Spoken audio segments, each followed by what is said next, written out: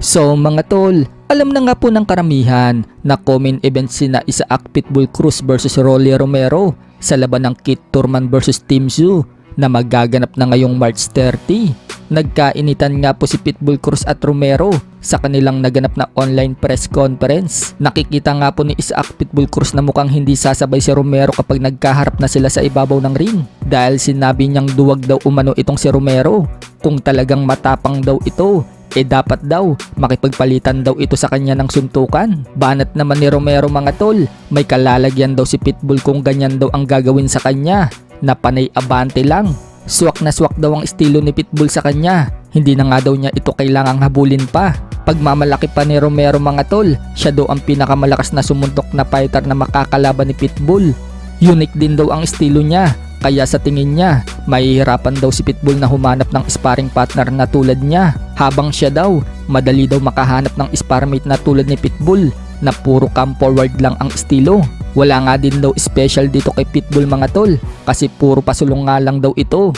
Sa kabilang banda naman mga tol, matapos nga po ang isang linggo mula nang manknockout sa round 2 si MMA legend Francis Ngannou sa kamay ni former world champion Anthony Joshua sa ginanap na laban nila sa Riyadh, hindi pa rin po nawawalan ng kumpiyansa si Francis Ngannou kahit na nanockout na siya. Sa katunayan mga tol, gusto din daw niyang palagan itong si Deontay Wilder. Paliwanag ni Ngannou, ready daw siyang labanan si Wilder, fighter daw siya at kahit anong oras, nakahanda daw siyang lumaban. Sumukhang malalaking pangalan nga po ang gustong labanan ni Ngannou matapos kasi niya matalo sa dalawang bigatin mula kay Tyson Fury at Anthony Joshua. Si Wilder naman ang gusto niyang labanan. Sa kabilang dako naman mga tol, napapabalitaan nga po na lalaban sa undercard ni Canelo Alvarez versus Jaime Munguia itong si Brandon Figueroa versus Jesse Magdaleno. Kung matatandaan, sila nga po ang tumalo sa dalawang Pinoy former world champion na si Mark Magsayo at Nonito Donaire Jr. Tinalo ni Brandon Figueroa itong si Magsayo, habang tinalo naman ni Jesse Magdaleno si Nonito Donaire Jr. Kaya magandang bakbakan din po yan mga tol.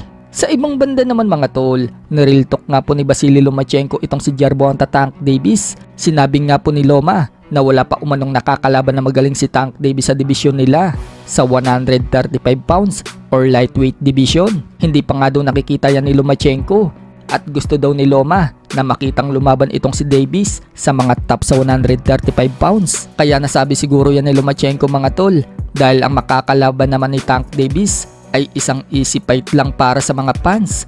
At yan po ay walang iba kundi si Frank Martin na bata ni Errol Spence Jr.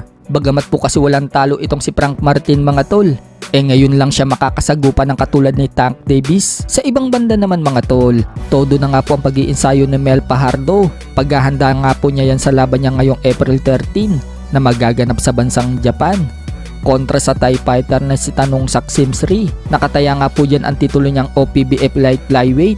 Panoorin natin mga tol ang puspusan niyang training. Naglalakasan nga po ang mga suntok ni Mel Fajardo.